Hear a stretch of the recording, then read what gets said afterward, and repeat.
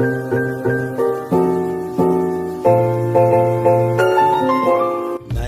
shalom teman-teman sekalian.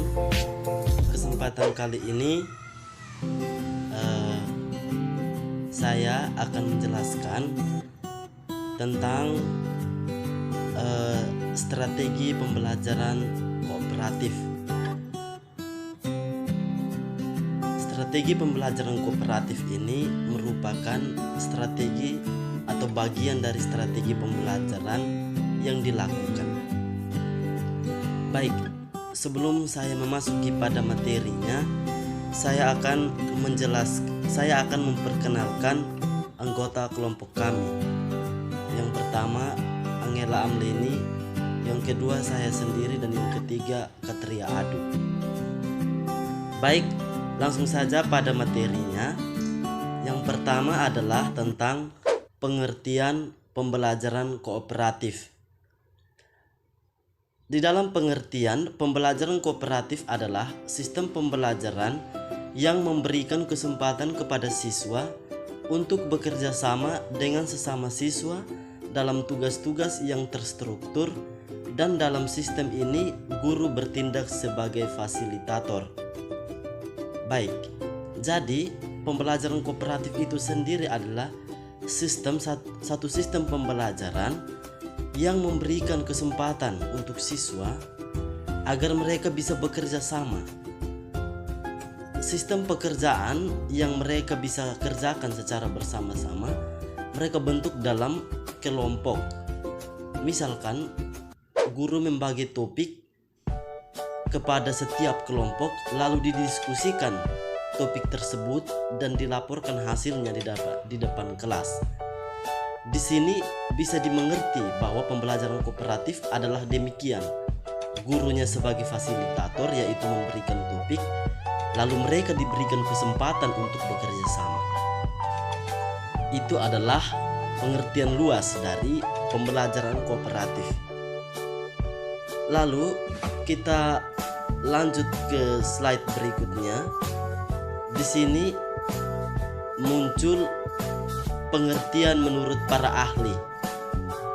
Menurut ahli yang bernama Kagan, pembelajaran kooperatif adalah strategi pengajaran yang sukses,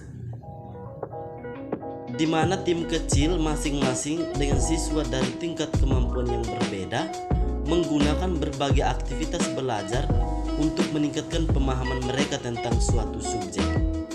Nah, jadi di sini misalkan di dalam kelompok itu tergabung berbagai siswa dengan kemampuan yang berbeda, sehingga dengan menggunakan pembelajaran kooperatif ini, siswa yang dengan kemampuan rendah, siswa yang dengan kemampuan tinggi, mereka bisa meningkatkan pemahaman mereka tentang sesuatu objek. Siswa dengan kemampuan rendah yang awalnya tidak mengerti tentang subjek atau objek tersebut dapat mengerti dengan bantuan teman-temannya. Itu yang dimaksudkan dengan pembelajaran kooperatif menurut Kagan. Yang berikut unsur-unsur dalam strategi pembelajaran kooperatif. Di dalam pembelajaran kooperatif sendiri ada 4 unsur. Yang pertama adalah adanya peserta dalam kelompok. Nah, tentunya untuk pembelajaran kooperatif sesuai dengan pengertian bahwa di situ ada kerjasama. Nah, untuk mendukung kerjasama itu tentunya mereka dibagi dalam kelompok. Nah, di dalam kelompok itu ada peserta-peserta yang membentuk kelompok tersebut. Yang berikut adanya aturan kelompok. Nah, adanya aturan kelompok di dalam satu kelompok itu penting agar bisa mengatur lancarnya proses pembelajaran atau proses belajar di dalam kelompok tersebut. Misalkan di dalam kelompok tersebut mereka akan memilih ketua yang akan mengkoordinir proses pembelajaran. Lalu misalkan guru membagi satu topik, lalu mereka mendiskusikan itu. Ada yang mencari ide, ada juga yang menulis atau mencatat. Yang berikut, adanya upaya belajar kelompok. Tentunya ketika kita sudah dibagi dalam kelompok, pengalaman kita sebagai seorang siswa juga tentunya kita mempunyai kemauan dan upaya untuk belajar dalam kelompok tersebut. Jika tidak, maka tidak akan kita temukan hasilnya, atau kita tidak akan mendapat apa-apa dalam kelompok tersebut. Ketika teman-teman kita mau belajar, mau bertanya sesuatu yang mereka tidak tahu di dalam kelompok kita, lalu kita dengan pribadi yang diam saja, maka itu tidak akan membuahkan hasil bagi pribadi kita.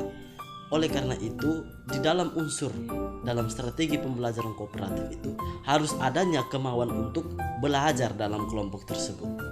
Yang berikut, ada tujuan yang harus dicapai. Tentunya ketika kita sudah di dalam kelompok, kita bekerja sama, tentunya ada tujuan yang ingin dicapai. Yang berikut adalah strategi yang digunakan untuk pembelajaran kooperatif ini. Yang pertama, guru menekankan pentingnya usaha kolektif di samping usaha individual siswa. Nah, ini sudah saya singgung di slide-slide sebelumnya bahwa tentunya di dalam kelompok itu kita berusaha agar kelompok kita itu maju, bukan karena atas dasar kemampuan kita sendiri, tetapi kita harus menyumbangkan kemampuan kita itu untuk berkolaborasi dengan kemampuan-kemampuan teman kita di dalam kelompok, agar kelompok itu bisa mencapai hasil yang baik. Sehingga di sini guru menekankan pentingnya usaha kolektif, usaha bersama, bukan usaha secara individual. Yang berikut, jika guru menghendaki seluruh siswa untuk memperoleh keberhasilan dalam belajar. Jadi ketika seorang guru memiliki niat untuk semua siswa di dalam kelas dapat memperoleh keberhasilan dalam belajar, maka ia akan menggunakan strategi pembelajaran kooperatif. Yang berikut, jika guru menginginkan bahwa siswa dapat belajar dari lainnya. Nah, guru itu harus berpikir bahwa sumber materi yang saya kasih itu bukan saja dari saya, tetapi bisa saja dari pembelajaran secara kooperatif atau pembelajaran dari kelompok. Dengan demikian, maka guru bisa membentuk mereka dalam proses atau dalam sebuah kelompok. Nah, di dalam kelompok itu mereka akan berusaha secara individual maupun secara kolektif untuk mencapai hasil yang baik. Yang berikut, guru menginginkan meningkatnya motivasi dan partisipasi mereka. Nah, ini juga masih berkaitan bahwa guru itu tidak hanya sebagai seorang yang menyalurkan ilmu, tetapi dia juga harus sebagai orang yang mampu memotivasi mereka dengan cara membagi mereka di dalam kelompok bahwa mereka bisa atau mampu menyelesaikan suatu masalah pembelajaran. Sehingga guru bukan seseorang yang memberikan dengan semua-semuanya, tetapi guru hanya sebagai fasilitator, kemudian memotivasi mereka, lalu mereka akan mencari dan menemukan pembelajaran yang mereka akan temukan sendiri di dalam kelompok tersebut. Yang berikut, jika guru menginginkan berkembangnya kemampuan siswa memecahkan dan menemukan solusi pemecahannya. Jadi ini juga saling berkaitan dengan hal tersebut bahwa kita harus bisa menginginkan, atau seorang guru itu harus mampu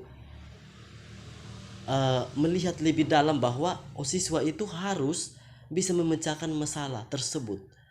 Nah, dengan demikian maka guru harus melihat juga bahwa kalau masalah tersebut tidak bisa diselesaikan secara individu, maka guru harus menggunakan strategi pembelajaran kooperatif atau strategi pembelajaran secara berkelompok. Dengan demikian, ketika mereka sudah berada dalam kelompok, mereka mampu memecahkan masalah tersebut.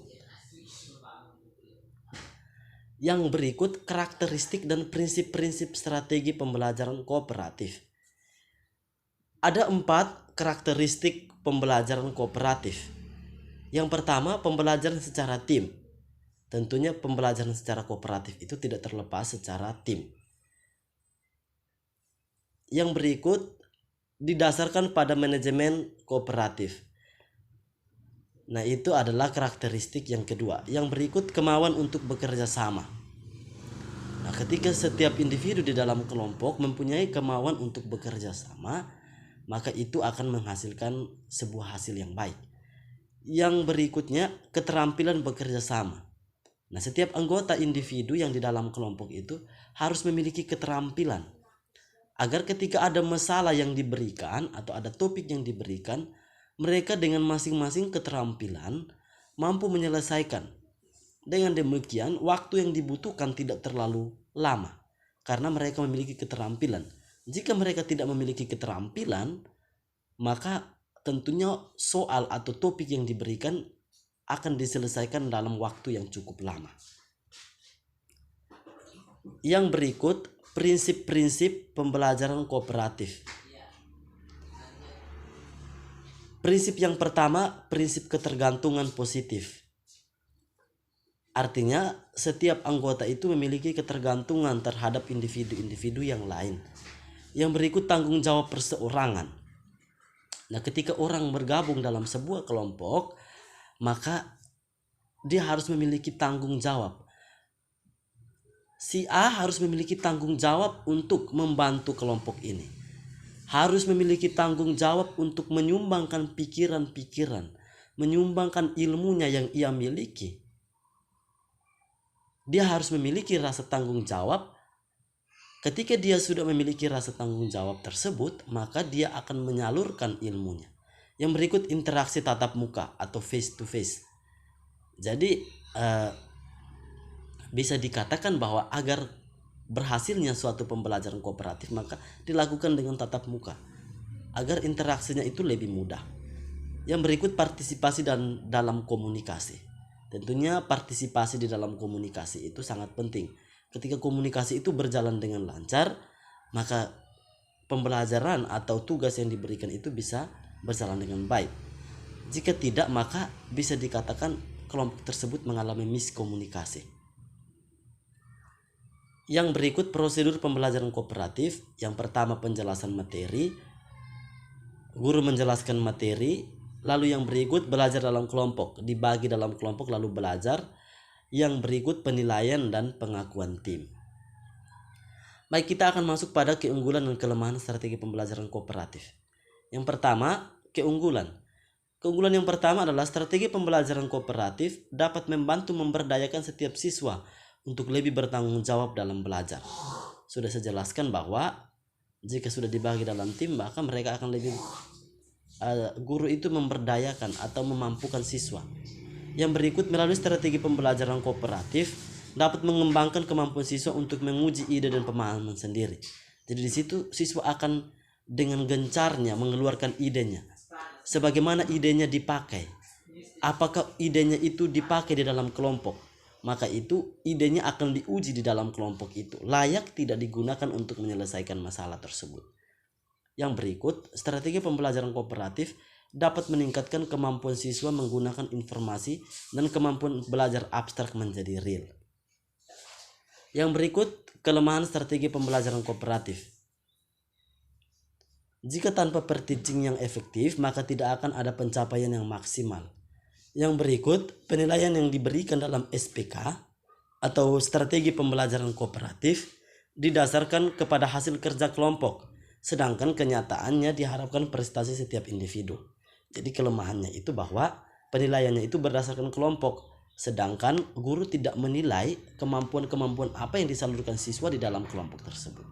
Yang berikut, keberhasilan strategi pembelajaran kooperatif dalam upaya mengembangkan kesadaran berkelompok memerlukan periode waktu yang cukup panjang, sehingga tidak mungkin tercapai dalam sekali penerapan strategi. Jadi untuk menyadarkan bahwa siswa itu harus belajar dalam kelompok memerlukan waktu yang cukup lama, karena ada karakteristik siswa yang memiliki sifat individualis yang sangat tinggi. Baik, teman-teman sekalian, sekian materi penjelasan dari kami tentang pembelajaran kooperatif. Jika ada yang kurang dari materi ini, saya mohon maaf. Sekian dan terima kasih. Shalom, salve.